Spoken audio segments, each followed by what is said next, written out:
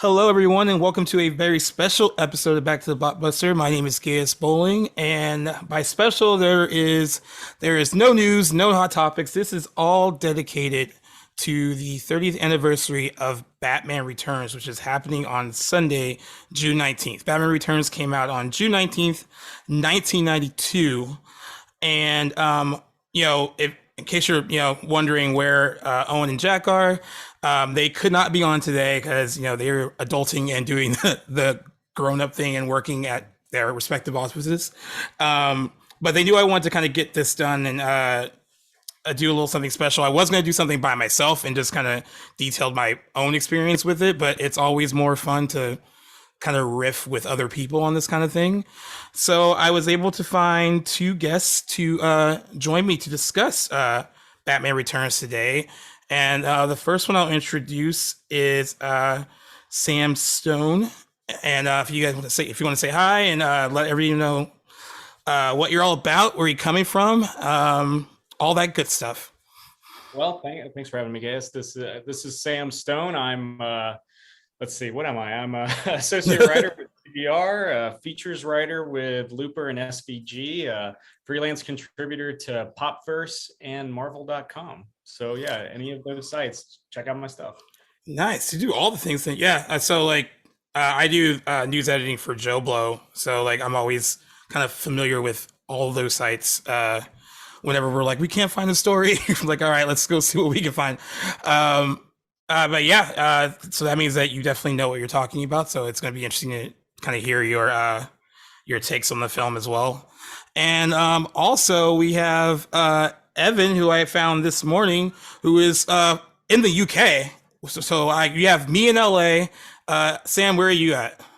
I'm just outside DC. Outside DC, and we got Evan in the UK. So we are trying to cover all our bases for this Batman Returns episode. Evan, let the people know what you're all about and about your podcast. Oh, cool. No, thanks for having me. Yeah, I'm Evan. My surname's really bad. My surname's Quick. That's why I don't put it on my Zoom things or anything. It's terrible, especially because I'm a big guy. So it's awful. No, so it's by day I work for a university in Cardiff, in Wales.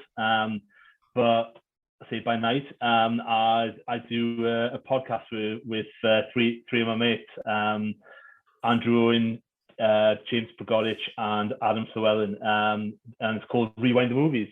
So yeah, we just talk about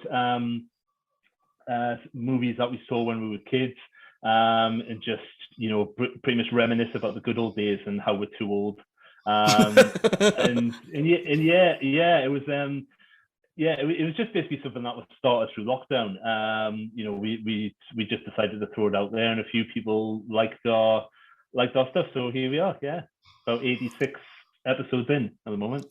Nice. I imagine a lot of people got hopped on podcasts or started to do them during the lockdown because it gave people something to do and to talk with their friends, and I kind of wish I would have got started on that during the lockdown.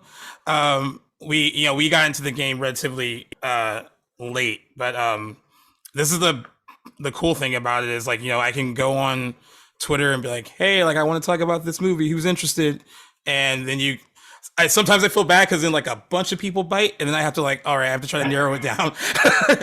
Because sometimes depending on the day, no one bites, or maybe just the movie doesn't interest them or whatever. This one, even just I had a ton of direct messages soon after I put it up.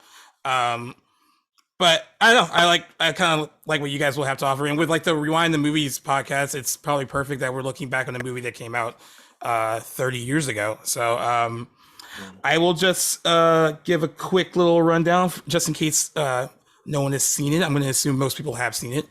But Batman Returns came out on June 19th, 1992.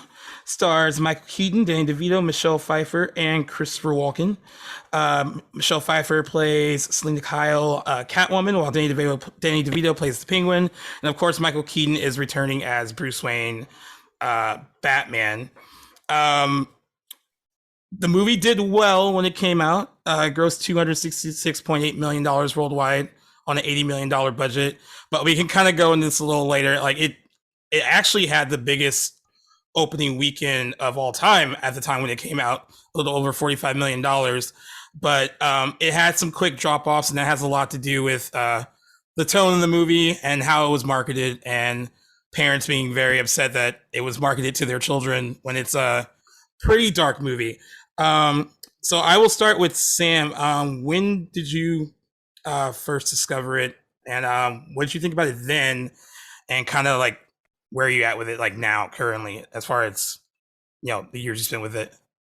I mean, I didn't see it in theaters. I saw it on VHS when at a friend's house when it came out later that I want to say it was that holiday season when it came out on VHS. And I hadn't seen Batman 89 either, precisely because they were so, my parents thought they were so dark.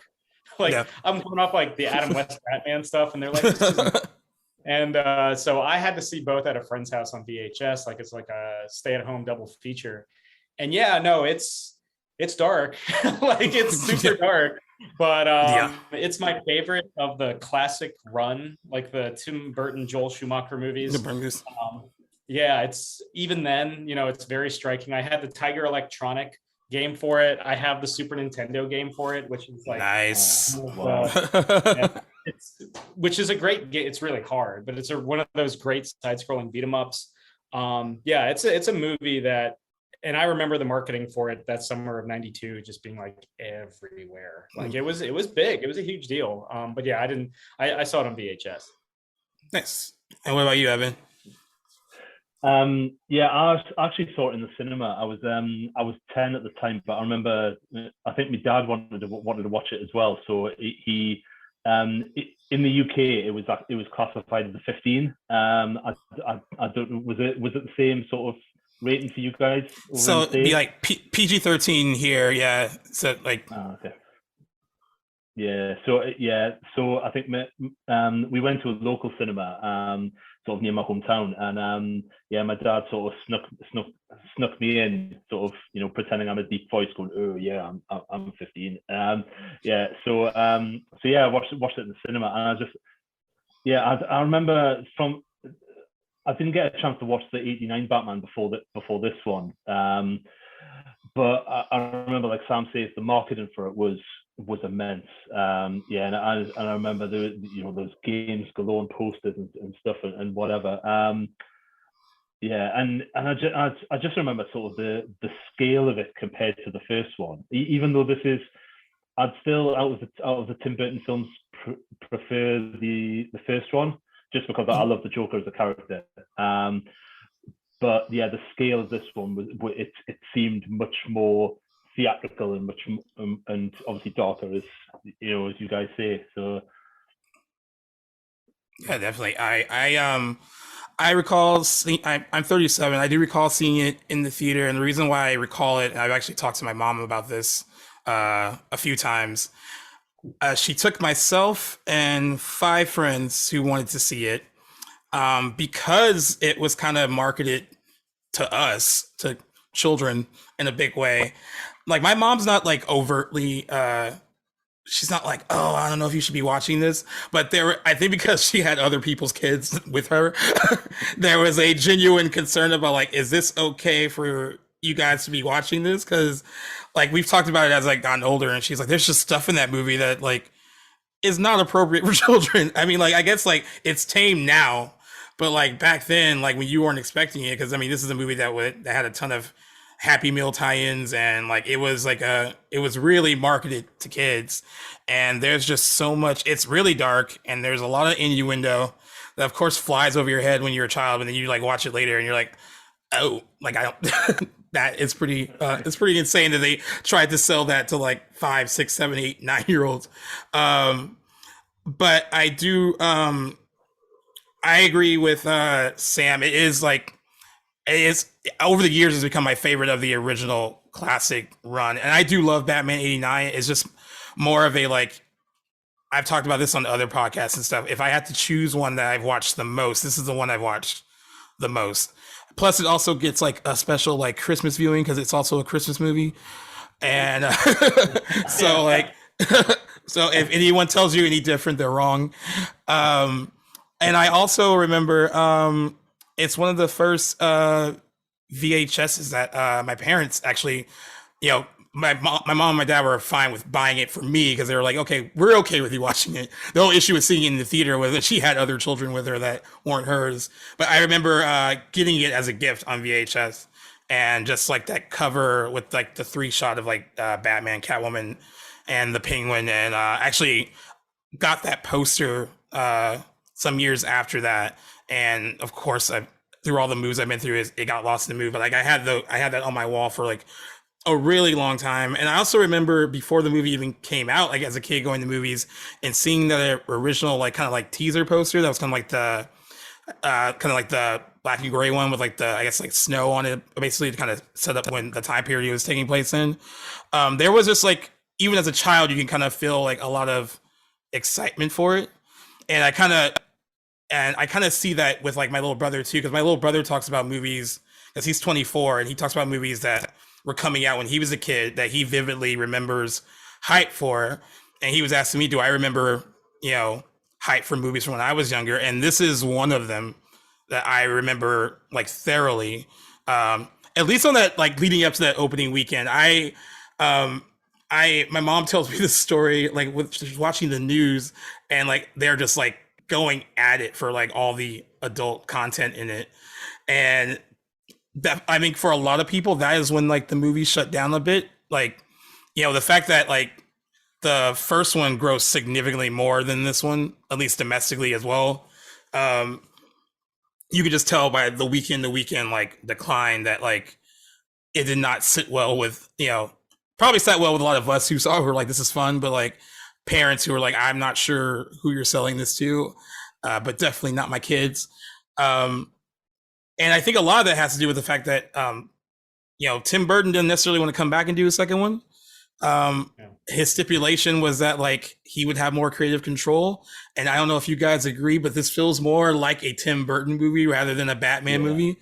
And yeah, if you guys want to kind of go into that a little bit too, that's like even the look of it, the music score even sounds like similar to the score like using Edward Scissorhands. This is like more of like Tim Burton's like world than it is like the DC Comics like Batman world, and kind of want to see what you guys think about that.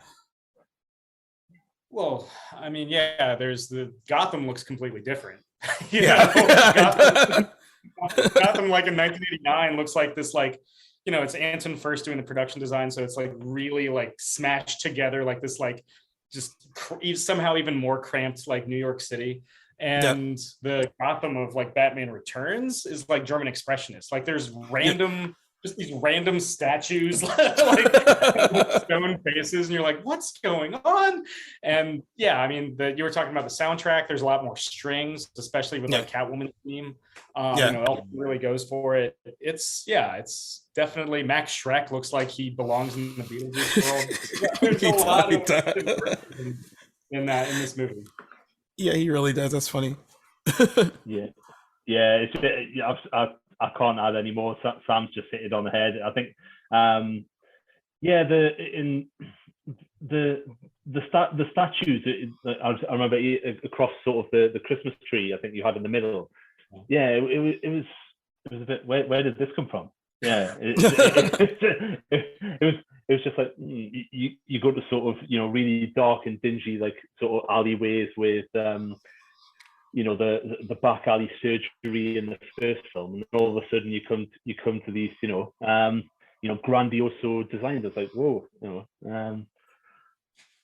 Yeah, it's true. I was it's interesting too because like I feel like Tim Burton, like he did Batman '89, and I mean he's done like big movies, but I feel like he's not necessarily like a franchise director. So like having something that was that successful, and probably he talked about how hard work the first one was, and going back to that world, he just didn't want to repeat himself. So I fully understand that. I just like I wish I knew more about like the ins and outs from like the studio's perspective. If they were like, hey, like you have free reign and we're not going to get involved and just let you do your thing, and then they saw the finished product and I was like, is this is what we let you do?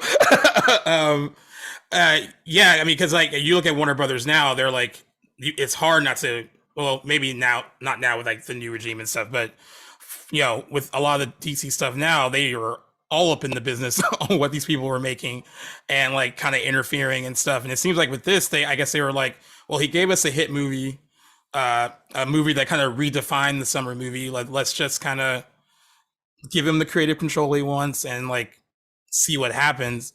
But this is definitely, to me, this is what happens when you let someone go completely unchecked, though. Um, and I kind of like get like the impression, like I feel like he built most of what he was trying to do in this movie around what he wanted to do with the Penguin, and that was like kind of like that is something that is basically from Tim Burton's world. Like what he kind of did with that character, he was like, all right, I'm going to make him this misunderstood person.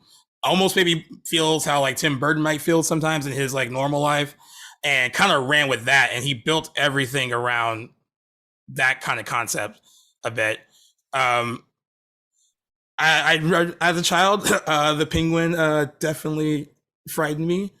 Hilarious now, but all the black gunk coming out of his mouth, and then like gnawing on raw fish, and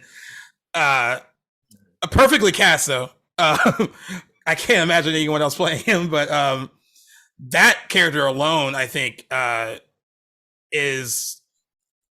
I mean, like I love Catwoman and stuff. But that character alone, though, defines that movie in a much different way, where it's like they are doing something completely different here. And I kind of want to ask you guys, like, what were your thoughts on Danny DeVito's Penguin, just overall? Like, is it something that you think completely works, or is it something that like had to grow on you over time?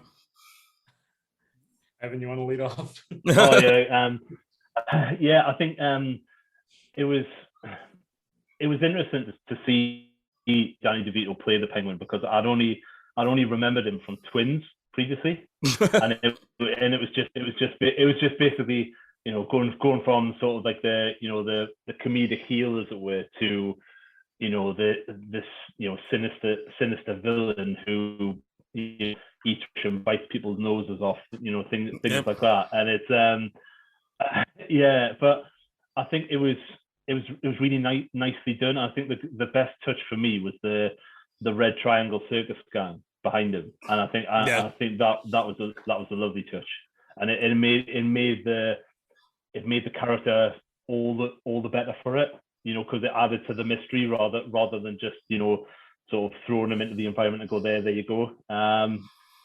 Yeah, that was.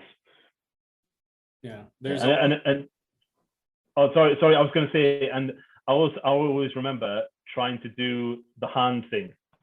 Oh yeah, me too. Yeah. Yeah. Oh, I hit my fingers. Yeah, no, he frankly, he still scares me. Like the first thing that he does as an infant is eat the family cat. That's just messed up. Like that's just true. like As a child too. yeah, like the first time we like see him, and yeah, he totally bites a dude's nose off. He totally there's an element to it where he almost goes for redemption, and then he remembers what he started. He remembered why he teamed up with Max in the first place. Right. And that's something that I appreciate more older. Like as a kid, he's just a really scary, frankly monstrous like dude. And like the Red Circle gang almost feels like more at home with somebody like the Joker, because they're like mostly clowns, but for some reason it works. And they're not only a gang of clowns, but they, like, as Alfred and Bruce Wayne point out, they're like a gang of like child murdering clowns. Yeah. It's like all these like nightmarish another dark part of the story. Yeah. Yeah, that kind of gets like brushed over. He's like, he's reading the newspaper clippings and he's like, oh man. And it's a really like, it works for the movie, but yeah, it's super, if you're not prepared for it, it's super dark. Yeah. And I what I appreciate more older compared to when I was younger and I watched it, there is this like kind of hinge of sympathy, because like he, of course, like he gets kind of caught up in this whole like thing with Max Schreck and like doing the mayor stuff and like I mean since he is someone that's so different he's getting this level of acceptance at first and then when they turn on him or when it finally comes out like what his intentions kind of are basically not his full intentions but like how he really feels about the people of Gotham City um and then the whole city turns on him you kind of feel like kind of like oh like this is just someone that like he got caught up in wanting to be accepted and for a little bit he was and when he has to go when he goes back down and like and it's just so angry and deranged like you feel bad because he's so angry because like he really feels like he lost this something that like that kind of acceptance that he kind of longed for probably since he was a kid and it's those parts of the story that when you get older like they hit a little bit more and they give the characters like a bit more depth than they would have when you saw it when you were a kid. I thought it was interesting too because I did say I can't see anyone else playing him, but I just looked at a list of names that were considered. Dustin Hoffman was asked first, and he declined.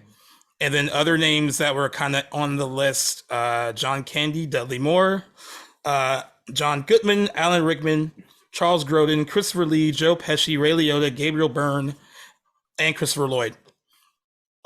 And I like, and that is a long list of different types of actors that could have played them. But I think that Danny DeVito. I mean, we talk about people that I don't know if he went 100% method, but it seems like he did come close, especially when it comes to just sticking in the character while he was filming it. Do you think that this film gets because we could talk about Catwoman a little bit, but do you think it gets shortchanged by having two villains as opposed to the one like they did in '89? I think this is the one movie where it works. I think compared to Forever and Batman and Robin, I think it's the one movie where it works because the other ones don't balance it as well. Unfortunately, not to no disservice of the cast, but I think in terms of balance, it works so much better here. You've got Batman who lost his parents in the holidays, gives him like the worst case of holiday blues ever. On the one hand, you've got the Penguin on the other hand, whose parents abandoned him, and he gets the same kind of feelings about Christmas, but kind of from a different perspective, a more vengeful perspective. And Catwoman cuts right through the middle. And so yeah, I think that balance works perfectly for this one. Yeah, definitely. I think I don't know whether personally I'd consider Catwoman a villain as such because I think it's one of those she's one of those characters where it's I don't know she's almost got like a story of her own that you see that 5 minutes she's in league with the Penguin and then another 5 minutes she's against him, going towards Bruce Wayne and Batman and yeah, and I think it was it would have been interesting to have that storyline as a movie of its own, I think. Right. Yeah, and it, because obviously the subject matter of her, almost being sexually abused by a boss and everything like that, and it's I think it would have been really, really interesting, thought provoking to see what they could have done with that, in a movie of its own. Yeah, I agree. I agree with both of you actually, and then Sam too. I think I used to when I would watch it like years ago think that like it's too over like it's like having two of them is too much. But I agree. I think this one over time I think handles that a bit better. And I think like Evan said, like she has her own kind of agenda and own story. And I think they kind of done that a lot with the Catwoman character in like the other movies too, where she's not really like the direct like antagonist, like she's kind of like on the outline of it, and they kind of do that with this one too. Like she doesn't really intersect with the Penguin until like she really needs to, and then she has no real allegiance to him either. And of course, I mean, I think he thinks that she has some allegiance until she's like, no, we don't, and then he gets angry and turns on her too. But yeah, I think it's like when I think about like Batman Forever, especially like Batman and Robin, it doesn't really those like clearly to me like in Batman Forever like Jim Carrey's Riddler, I guess because he's Jim Carrey, kind of overtakes that movie, and then you have Tommy Lee Jones doing the best to keep up with that energy, and it doesn't quite work as well. I mean, it's still fun. It's still a fun movie to watch, but it doesn't quite work as well. I think like just having her there, and I think the other movies down the line will like have used her, like like the Dark Knight Rises and even this most recent Batman have drawn that line a bit more about how to use her, not necessarily as like this like villainous, but kind of someone that's like kind of walks a fine line, I think, and I also think that like considering that like you have these two people who two villains in this, I think they both have their own really good separate story going on too, where her what she was like as Selena Kyle, and then her becoming what she becomes when she's Catwoman, and kind of dealing with that duality a bit. Like I honestly think her relationship that she's trying to build with Bruce Wayne is a genuine one, but she's so like messed up that it's like impossible for her to really have a truly like genuine relationship. Like I think there's a part of her that still wants to be a good person, because there's still a part of her that is Selena Kyle, but then there's that other part of her that is completely damaged because of what happened to her, which is so weird to like think about these deeper things in a movie like this. Yeah, and you see it with her costume. As her Catwoman costume becomes increasingly damaged, so does her psyche, right? Psyche, yeah. And she says as much, like during the, Bruce tries to appeal to her humanity one last time, but for her, she's only in it to avenge her own death. Right. And like, and meeting him was just kind of like something she wasn't quite expecting, and like it doesn't really trump what her like intentions are. Like she's really only out for herself and her own agenda. But I do like how you touched on that, because they talked about the thing with the costume, how like the more it gets destroyed, the more that she becomes just completely unbalanced. Like she's just not there anymore. I think I like we talked about with like, I can't picture anyone else but Danny DeVito playing the Penguin.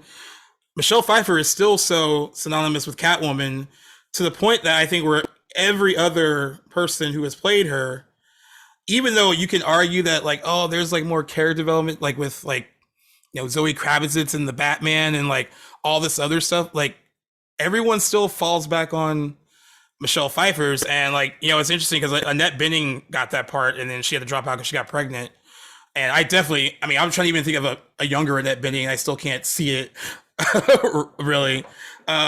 Michelle Pfeiffer just seems like she was just made for it, and like she's still so associated with it, to the point where people still ask her like, hey, if given the opportunity, would you come back and do it? Because everyone's like, oh, like, well, there's like multiverse stuff now, like would you want to come back and play her? And I think recently she was like, if the story was good and it felt right, I wouldn't mind like tackling it again, because it doesn't seem like a role or that she's like ashamed of. She's really seemed like she's really proud of what they did, even though she said it was a bit of a bitch to film, just like physically it was a lot to do. And there was a lot with her suit and getting in and out of it, a lot of that stuff.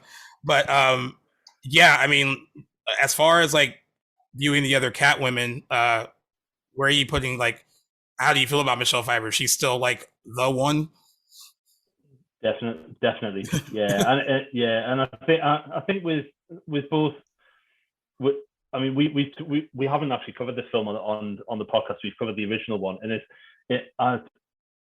she has sort of the same characteristics as Michael Keaton has the Batman, and in that I think at any moment you could flick a switch and she'd go psycho, she'd go mental, and I think that you want that in a character, and that's one of the reasons why Keaton plays Batman so well. It's that he's a nice guy, but you say the wrong thing and he'll just go he'll go mental on you.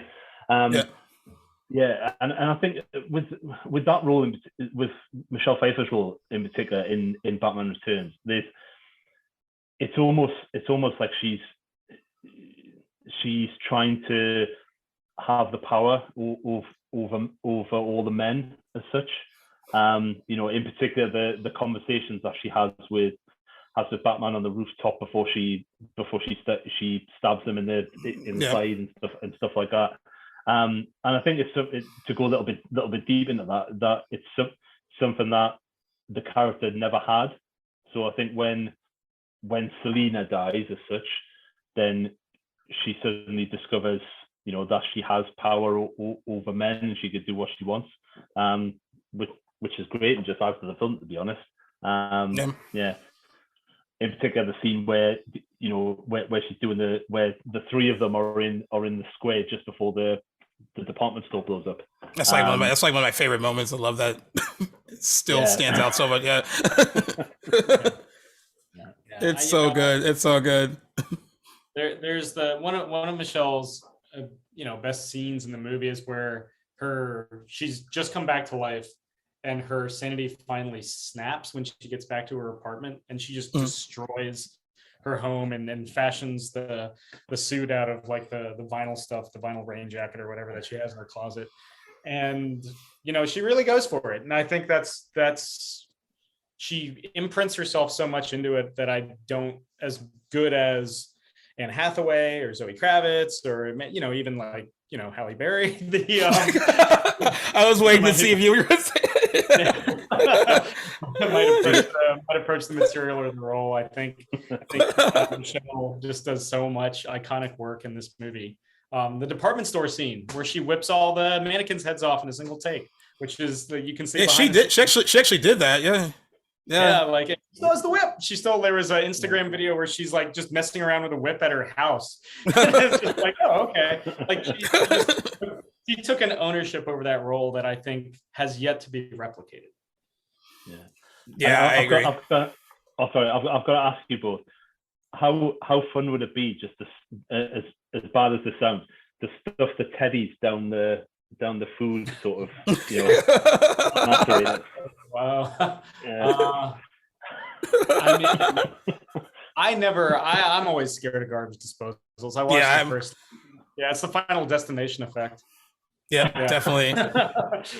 It's just like where she gets the plunger or the wooden spoon and just it's like, get out.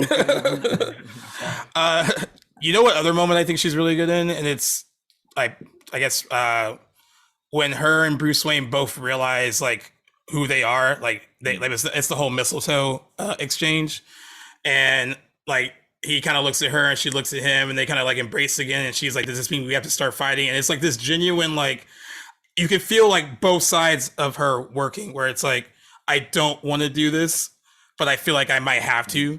And I think she's really good at like kind of balancing both of those things. And not to take anything away from him in that scene too, because he is really good in it too. Because in order for that scene to work, they both have to really be like, oh shit, this is what this is. But there's like, it's this real genuine moment that's mixed with maybe she thought for a moment she could have like a little bit of like happiness and not kind of think about like revenge and all that. And then it just kind of puts her right back into that place of like, no, she can't. That I love when movies do callbacks and stuff like that, because again, when I was a kid and I was watching it, I didn't know what happened in that exchange as a young kid. I was like why are they being all weird now? And then when you get older, they're like, oh, it's because of the whole like mistletoe and then the lick, and then like, yeah, I'm Batman, you're Catwoman. Like, but of course you miss those things when you're a child. But yeah, I think she's like you said, Sam, she really takes ownership of it. She makes it. I mean, you can tell that she gave 110%. Did she put a bird in her mouth too? Like for real? That's a real shot. There you go. Yeah, there you go. There you go. Anything for Tim Burton, I guess. 110%. 100. Do you? And I also like, and this is not a knock against like, because they're different roles. I get it. Not a knock against Kim Basinger and the Vicky Vale part, but if I have to have like the whole like Batman Bruce Wayne like female male counterbalance, this is a much better I've never been a fan, and I know like that this has gradually changed in comic book movies. I've never been a fan of like the main girl just being there to be like saved, or she's always in distress, and that is Kim Basinger's role in the 89 movie. It's just a lot of shrieking and a lot of she needs help and a lot of she needs help. I much prefer this kind of interaction, because I think Michael Keaton and Michelle Pfeiffer actually have really good chemistry in this too. They play off each other really well, and Yeah. I do want to ask a little bit about because since you basically said the Max Shrek character, that seems like he's like comes from a Beetlejuice movie. Uh, it's just Christopher Walken being Christopher Walken, and I don't know if there's even much more to say about it except like that's what it is. I still love his stuff though. Some of it's like his interactions with the Penguin are really good. And I also love his like disbelief when like Selena Kyle walks back into the office after he's like pushed her out of the window and she thinks she's dead. And he's in the office with Bruce Wayne. He's just like what are you doing here? Thought I killed you. Um, but yeah, it does seem like he's transported from a completely different movie. Like not even like anything from like the Batman universe at all. But I mean, what do you guys think of like Max Shrek and like what do you kind of bring to the movie at all? I mean, Shrek is like the if Wayne is the good like billionaire, if such a thing is possible. Like if Bruce Wayne is a billionaire, then like Max Shrek is the I'm going to exploit the people and put on a friendly public face about it kind of Yeah. billionaire. So they're opposite coins in that respect. And yeah, he's just having a good time. He's Yeah. just You can totally tell too. And I Yeah, think he's he's enjoying himself. yeah. They take full advantage of having Christopher Walken in their cast for this one, and I'm glad that this was the first collaboration between Burton and Walken, and we get to see them work again together in Sleepy Hollow, where he Yeah, has it's no true. role. That's true. That's very true. Yeah, and the seeds were planted here. It's really cool. It's the first thing I think of is how he's the campaign manager. It's just like, let's make a mayor.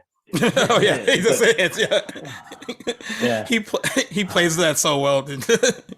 Yeah, the little sort of I don't know the little throwaway lines when he's trying to convince the Penguin to be mayor, and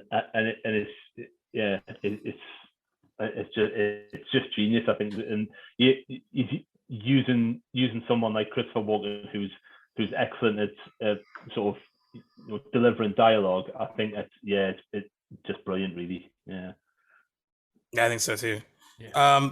Do you so this movie gets brought up a few times when it comes up about when people are like, well, does Batman kill people? That kind of thing.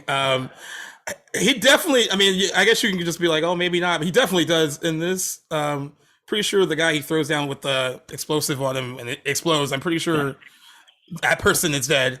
And you can argue you can argue in that like the opening really where like all the stuff with the Batmobile and the Red Circus gang, like all the stuff he does to them with the cars with the car, they probably didn't survive that either.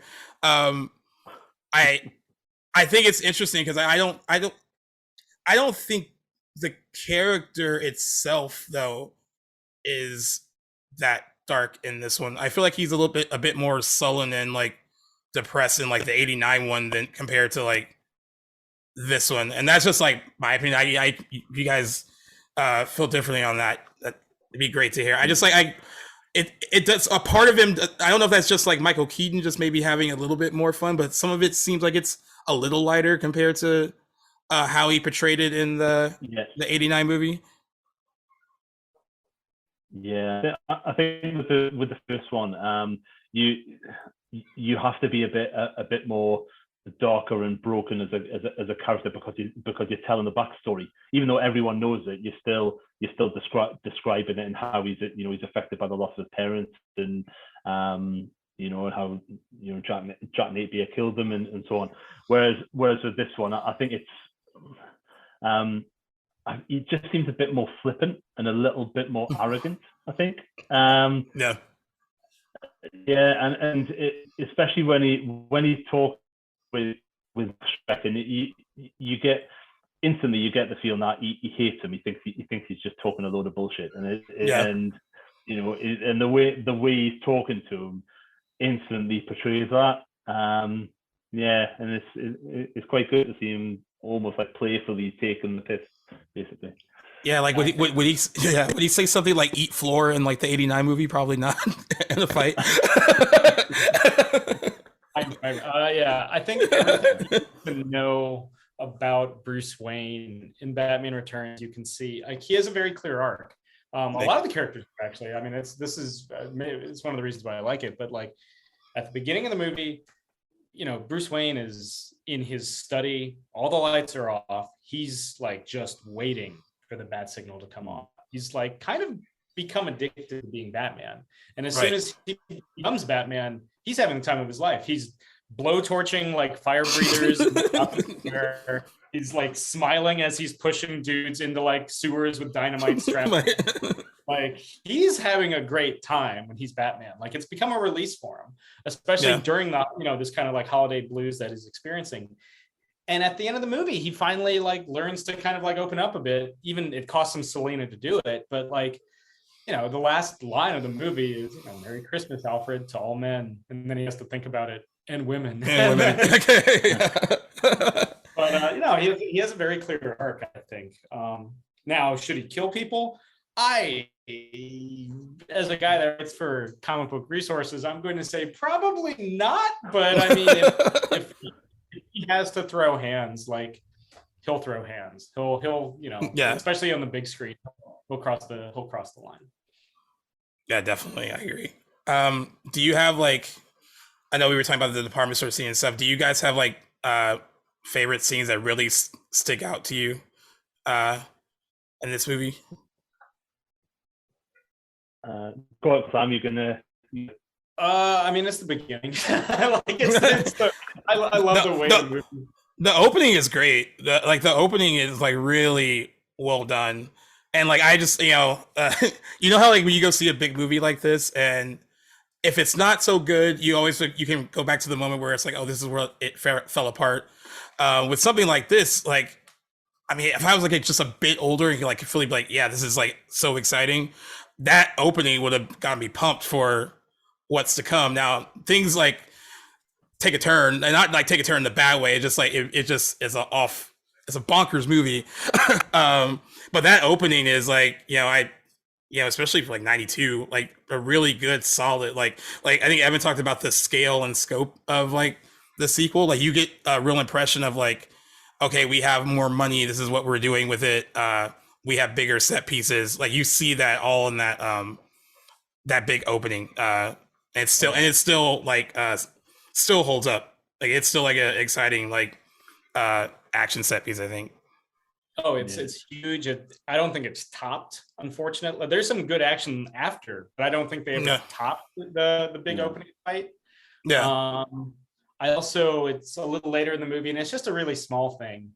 But I like that Batman handwrites a note to the Penguin, and it has like the bat. Like that he took the time to have like the dog deliver that, or the monkey deliver that. Oh my God, I forgot. That's another example of him being flippant too, because that's kind of funny that he would like actually send that to him in that way. It's bananas. I love that. I think I won't talk about opening because you guys have hit it on the head, but there's little bits throughout the film I quite like. There's a scene in it where there's a big massive presence coming behind the sort of the statues in the square, and I'm a big fan of long shots and stuff happening in the background, and you see I quite like that touch. Also the scene where the three of them are sort of interacting together. That's really good. When the Penguin's accusing Catwoman of giving him the signals, and then I love that. throws the umbrella and she goes up. But I also like the remote control car in the press van. That's amazing. That scene's actually really well done too. That's probably, other than the opening, that's probably like my favorite moment of the movie. And it's funny Yeah. because it's a fun, exciting scene, and then when they cut to like the penguin and his version of it, and it's just like this little like bouncy car. Yeah. Again, it just shows how like ridiculous like Tim Burton wanted to be as well. Like it's just like this is where we're going with this. Yeah. But But it you works 100% though. oh yeah, and but you've got to relate to the fact when he's trying to when he's trying to make the car go faster, it's just like he's going. No, yeah, he's just shaking the it's just we've all done it. At least I have. Even when I'm playing like console games, just going. Oh yeah, like this will make it go faster. Yeah. I will say I think the progression of Danny Elfman's score in this movie too, I think he builds on the themes that he created in the 1989 movie, and like there's certain like I think there's certain times where I rather like hear like the opening theme they use for the opening of this movie. It's just like a mix of like what he created in '89. Like you said, there's like more strings. It's more like operatic. It's like it's a beautiful piece of music. Like and it always like gets me that Danny Elfman just like when it comes to like awards and stuff like that, just never really quite 100% gotten his due. Even though he's made like really great pieces of music. This included. And I know I mentioned that like some of it sounds like it's kind of lifted a little bit from like Edward Scissorhands and stuff. There's like some similarities in some of that music. But I think he does a good job of like just expanding on like the Batman themes, and then like the themes that he gives for like Catwoman, Selina Kyle, like they have their own like kind of suites and stuff. I really liked what he did with the score in this one, and unfortunately, out of the classic ones, like the ones we grew up with, like the first four, I don't hate the Batman Forever score.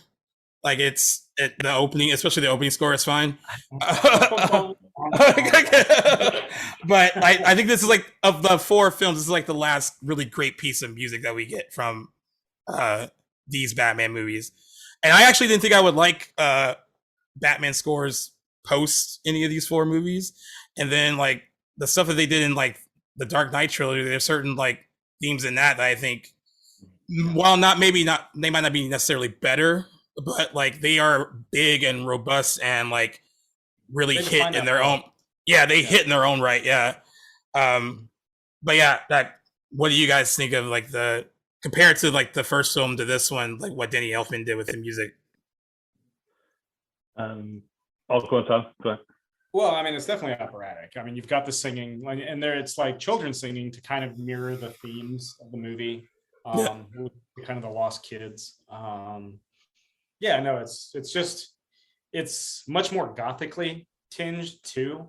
I think that's what happens when you don't bring Prince back to do your music. Yeah. So yeah, no, it's some of Elfman's best work. Everyone forgets this is a dude that got to define musically what Batman, Spider-Man. He just did Doctor Strange 2. He did Avengers 2. Yeah, he's a guy that is more than just Tim Burton's like composer buddy. He's done a lot of good work. Yeah, he really has. Yeah, and on the podcast, Prog, one of the guys on there, he loves Danny Elfman. He will not have a bad word said against Danny Elfman. But I just going on, I quite like the song that's chosen for the film as well, when Face to Face by Susie and the Banshees. Yeah, it's a good song. Yeah. I really like that, and it adds to the scene and the gothic feel of the film. Really good. Yeah, I don't even think that, like, I would imagine even behind the scenes there was never even like a moment where they thought of like trying to recreate the whole like pop Prince thing again with this. I think it was just kind of I think and not to say that Tim Burton didn't like, he liked the songs that he created for like the Joker, like Party Man and all that, but I think he had an idea of like the kind of movie he wanted to make with this one, and that was not going to involve like pop hits from a pop artist. So even though like all the Prince stuff is fun in its own right in the '89 movie, and it works because of like what they're using it for, I'm really glad, other than the song that Evan mentioned, that you don't really get any. It's just all the score Yeah. throughout the movie, and I think that's perfect. And I did. in a Oh yeah, go way, I ahead. think I like Prince, love Prince, have Purple Rain, all that good stuff. Yeah, Uh, in a way, it almost dates '89 in a way that Batman Returns hasn't been. that's a good point. That is a really good point. I mean, like you really, yeah, with some of the music, you really can feel like, oh yeah, this movie came out in 1989.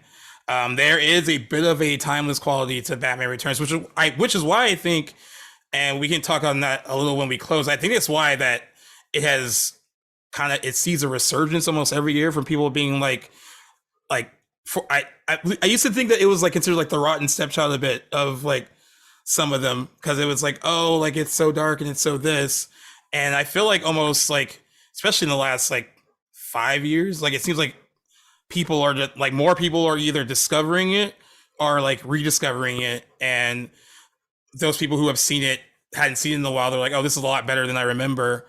And then you have people that maybe have only seen like the Dark Knight trilogy and are going back to watch these older ones, and they're like, oh, this one's like really good because it's so like bold and so different. But yeah, I think that kind of timeless quality is why that happens, and it would definitely date it if it had like certain artists, certain music uh pumping throughout it. Because you could say the same thing for like Batman Forever too, because like I know that soundtrack. I mean, I used to own it, and it definitely, I love me some Kiss from a Rose and Hold Me, Thrill Me, Kiss Me, Kill Me by U2. Like it's all like, but it very much sets up that time period of when the movie came out, and that's the kind of movie that Joel Schumacher was making.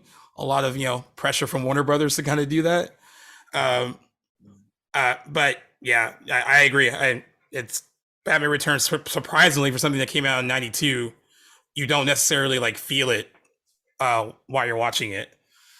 I did want to ask one thing about, because one of the complaints, I guess, from like more critics of the '89 movie is because you have Jack Nicholson playing the Joker, like Batman himself they feel sidelined a bit compared to what Nicholson gets to do as the Joker. He clearly is the star. I think pretty much in the movie more throughout as well. Contractually obligated too. Yeah, and do you feel that they got this right in this? Like, there's more of a balance in this one. Like, as far as, or is it still too focused on? I guess like with these movies, the villains are always a little bit more interesting than the heroes because they're, but like.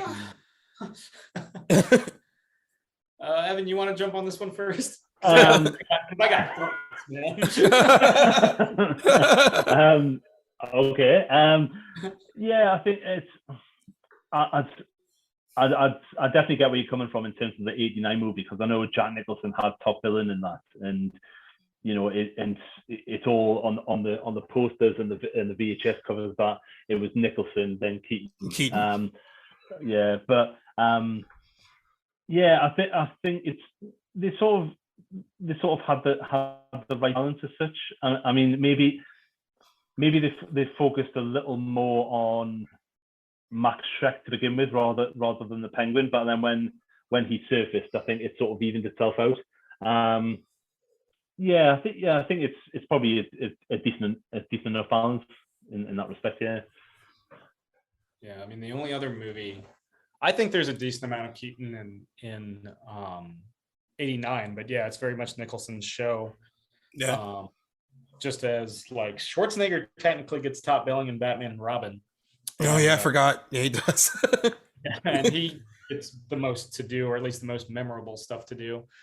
I like Kilmer's portrayal of Batman. The problem is I don't like the way they cut the movie around it, because that's supposed to be a really psychoanalytical exploration of Bruce Wayne that never gets paid off. Like, you can look at the deleted scenes and you're like, oh, there was this whole thing where he finally finds his parents like that Schumacher cut, man. Yeah, I wish. That's the one director's cut that I want. But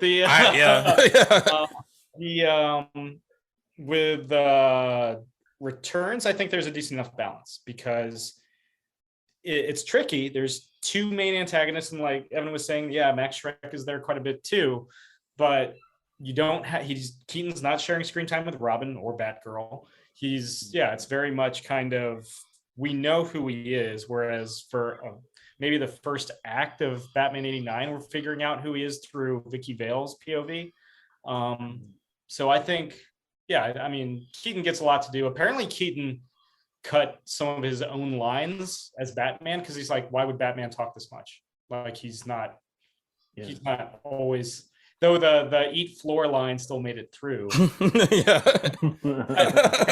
Quite a bit of his dialogue. Like, there's that scene where he first meets Gordon in Returns and he barely acknowledges him. Oh yeah, he's like talking. He just walks by him. He goes like, "Yeah, we'll see," and like just walks down. Are you guys like friends? Like, aren't you guys like? You definitely don't get the Gordon Batman connection at all. And I guess 89. Well, I guess you won't get in 89 because he's just kind of discovering him. But like, definitely not in Returns. It's just like, hey, thanks for helping. Like, do you think the circus game's back? He's like, oh yeah, we'll see. And it just walks away. It's almost like Gordon, like they went on a date and Gordon didn't phone him back, and it's like there's like some beat there that we don't see. I also love going back to like talking about how a bit more flippant he is. I do love that they have a callback to Alfred letting Vicky Vale into the Batcave in the 89 movie, because I remember like, even to still this day, it's just like, it just comes out of nowhere. It's like, Alfred, you're supposed to be like, I guess at that point she knows, and like she's like, I already know. Maybe there's some like missing scenes between her and Alfred. Like, had some like kind of interaction. But I always thought it was funny that he just let her down there. And I did love that they got called back to it about him doing that in a very like funny way as well. So the Vicky Vale scene in 89 was a rewrite edition. It wasn't in the original shooting script by Sam Hamm. And when Sam Hamm saw that, he's like, what the hell? Like, why would Alfred let Vicky Vale into that? And so Daniel Waters wrote the final shooting script for Returns. But Waters did a treatment in a draft, and in that draft, one of the few lines to survive is where Bruce is like admonishing Alfred, like, "Oh, way to let Vicky Vale in the Mad Game, like, turn around, hey Vic." You're like, yeah, that's Ham lines to survive to the final film. Oh, that's hilarious. So like we said, the movie opened on June 19th, 1992. I didn't even know they were tracking Thursday night previews in 92, but they made $2 million in Thursday night previews, and then opened to 49.69 million on its opening weekend, a record at the time, which is so crazy just to think of what movies are opening to like today. Like 45 million is a record back in 1992. It ultimately only grossed 162.9 million in the States and 266 million worldwide, which from a 45 million opening, that is a pretty steep decline weekend to weekend. Looking at the critical response, the cinema score when it came out was a B, which is relatively low for a movie like this. I guess it's more of like almost a mixed reaction to a comic book movie like this. It's 80% fresh on Rotten Tomatoes, but I think a lot of that has to do with more recent reviews of it than like reviews then. I thought it was interesting. Roger Ebert, when he in his review, because he only gave it 2 stars out of 4, and he said, "I give the movie a negative review, and yet I don't think it's a bad movie. It's more misguided, made with great creativity, but denying us what we more or less deserve from a Batman story. No matter how hard you try, superheroes and film noir don't go together. The very essence of noir is that there are no more heroes." And then he didn't like the Penguin. He compared him negatively to the Joker. And actually, another critic said that Danny DeVito's Joker was a pale substitute for Jack Nicholson from the first film. But Michelle Pfeiffer was almost universally praised for her role in this. A lot of the reviews were mixed. Like, some people liked what Tim Burton did with it, and that at least it was unique and it wasn't like he didn't just repeat himself. Considering the backlash that the movie got after it came out, I just always remember, like, on one of the like box set DVDs where they're talking to Tim Burton about like, this movie comes out, it does what it does, and when he was kind of mulling over like, oh, like ideas for a third one, and he said I could just kind of basically read the room, and they were just kind of like, yeah, we're not gonna have you back for like, we don't want you to come back for a third movie. And it's funny now because like I think in retrospect, like what some of the stuff the Dark Knight trilogy has done and the Batman has done is way darker than what than what they've done. But it's just the timing of it, right? It was 1992, and of course these newer movies weren't tied to like stuff for kids. It wasn't tied to like Happy Meals and like action figures and stuff like that. But I do think it's interesting that like the studio, just reading that reaction, is like, yeah, like they kind of put it on him. But I also kind of think like you already know what kind of filmmaker he is. You kind of were seeing it, and you gave him like carte blanche to do whatever he wanted. So like, how can you be surprised by the result of of like leaving him to his own devices? I guess. Yeah. I think part of it is, it really is the Penguin, right? Like it's the Penguin. a lot of the criticism from like most of the critical reviews are about that character, and then the parental backlash has a lot to do with him, but it's also the sexual references as well in the PG-13 rated movie. I guess there are a lot.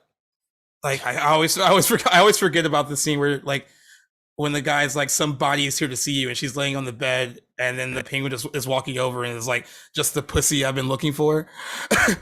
And I guess if you're like adult sitting next to your child, you're like, yeah, no. He's clearly aroused during that entire scene. Yeah, and he's like making all these weird noises and like kind of hobbling over.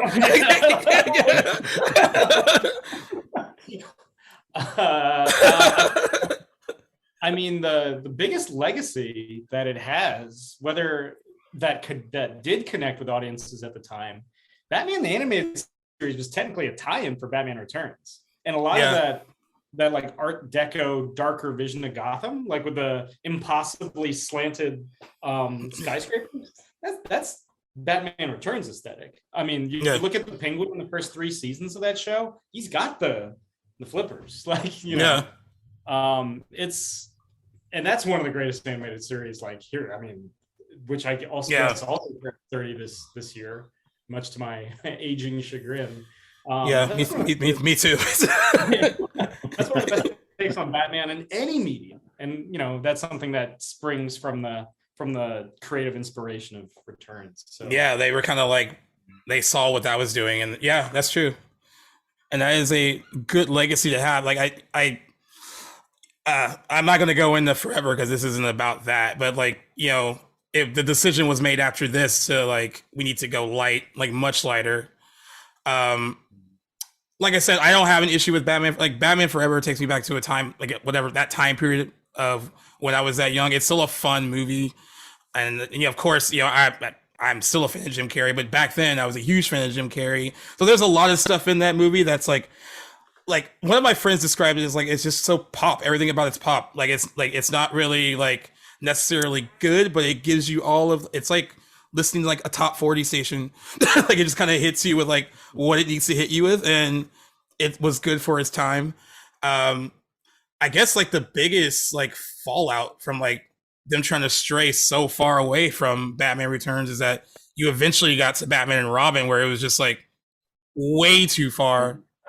Like and like to the point where Joel Schumacher, it doesn't work for that at all, and like to the point where Joel Schumacher is basically saying like, you're making an ad for toys. That's what they basically told him. Like this is what this is now, and it's crazy to see that like they were so like miffed by what they got with like Batman Returns. And and honestly, if they didn't get the backlash from it, you might have had like another Batman movie if Tim Burton wanted to do another one. They maybe could have gotten one out of him. I would have loved what he like. I don't know how involved. I know he's just like listed as like a producer on Batman Forever, but I don't even know how involved he was with that. Right? He did one thing by his own admission. Pick Joel Schumacher. That was the one thing he did. Yeah, he's like, because they were basically like, okay, who do you want to direct it? And he was like, Joel Schumacher. and I think that's as involved as he got. Because you figure at that time he's working on Ed Wood, and he's working on what also died with Warner Brothers, Superman Lives. So yeah, he had other stuff he was working on. Yeah. That's interesting. I didn't even know he picked Joel Schumacher. And Joel Schumacher wasn't a bad filmmaker either. I mean, Joel Schumacher was more like style over substance with a lot of his stuff. Like his filmmaking was made to make things look cool. Like if you watch The Lost Boys, like everything just looks cool. He cared about those kind of like aesthetics a lot. Because I just remember on like the Lost Boys DVD thing when he was just talking about how like vampires are supposed to be sexy, so I wanted to make them sexy, and like I mean that's what he did. Like that he cared about that kind of stuff. But yeah, it's interesting that Tim Burton picked him. I would have been interested to see what Tim Burton would have done with a Batman movie that had the Riddler and Two-Face in it, but made as a Tim Burton movie. And I'm guessing the Two-Face character would have been the one he would have like really dived into and messed with a lot. Would it still have been Billy D. Williams? We'll never know. Oh yeah, we never know. We never know if he would have got that call back from him, like bring back Billy D. Oh, I hate to point out too. I want to dump on Danny DeVito. I didn't realize that he was nominated for a Razzie Award too for this as well. I just don't think people got it. Like, cause I don't think he's bad, like at all. I just don't think they really understood it. I didn't get it in 1992. I had to it was developed taste. Yeah. There's that one scene at the end when he comes out the water, and it's just like it's gross on the one hand, but then there's that Danny Elfman music playing behind it, and he's like feels like a wounded like animal, and then it's like the way he's like the noises he's making, it's like then it gets sad. Like he really becomes like that by that point, like strangely sympathetic. I mean, and that's just a testament of what Danny DeVito does with it. I think in a weird way. Yeah. Sorry. I was just gonna say it's a lot of I found it a little bit almost sinister, like how the penguins are leading them down into the water, and it's just like I mean there's one thing obviously like you say with all the toxic sludge coming out of him and stuff like that because he's been in there.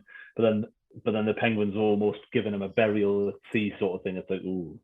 Oh yeah. Yeah. Okay. It's like a funeral march. It's like they're pallbearers. They're kind of like yeah, that's all sad too. You're like, what is this weird like penguin funeral? But I'm emotionally invested in what's going on. Can you think of a more one-sided fight in any superhero? Because the penguin gets one, not even a hit in. The penguin like piggybacks Batman for a second. Yeah, and then he flips him off. Flips him off. He backhands him. He breaks his like throwing knife. Yeah. like he does not. He tried to step and he caught hands, dude. Like he went out. He goes out. That's really funny too. I didn't think about that because there really is no real tension in there, like hand to hand. I mean, that's not even a hand to hand fight. Like, who's gonna win? Like at least with the Catwoman Batman fight, it's like they're evenly like matched. And that is funny. When me and my friends watch it, they're like, "Little dude doesn't stand a chance like at all." he had that one moment to have the advantage and then lost it, and that was it. He totally lost it.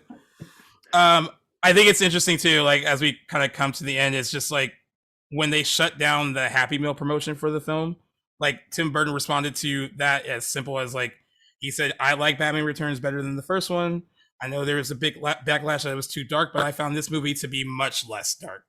And that's probably just because, he has, I think it's more personal to him, and to him, it doesn't feel like a dark movie. And you could argue that there are moments in like '89 that is a bit more dark as far as like tone and all that stuff. It's just like, as someone said earlier, this is more gothic and like, it's darker in a much different way. I would say the '89 film is darker in a more realistic way than this is. Like it was in the back alley surgery earlier. It's a grounded in a bit more reality than this, but like it's just so like, I mean, I I was talking about it with a friend on another podcast, and he was just going over like sequels he likes more than the original, and he said he gets, even though a lot of people were have grown to love it, he was like, dude, I get so much crap for saying like Batman Returns is better than Batman, and I think a lot of that has to do with like of course we all grew up with it, and for a lot of people it was their intro into stuff like this. um I feel weird saying that it's better because I don't know if it's technically a better movie, but I do get, like I said earlier, more enjoyment out of it in repeat viewings, and I think it actually gets better the more you watch it. And I do like seeing it become more popular, like year after year, like watching it trend on Twitter, especially around Christmas, where people are like, "Yeah, guys, it's a Christmas movie. Like we watch it every year." Um, it's almost becoming part of the like Die Hard conversation. Like, is this a Christmas movie? Like, yeah, it's a Christmas movie. It takes place during Christmas.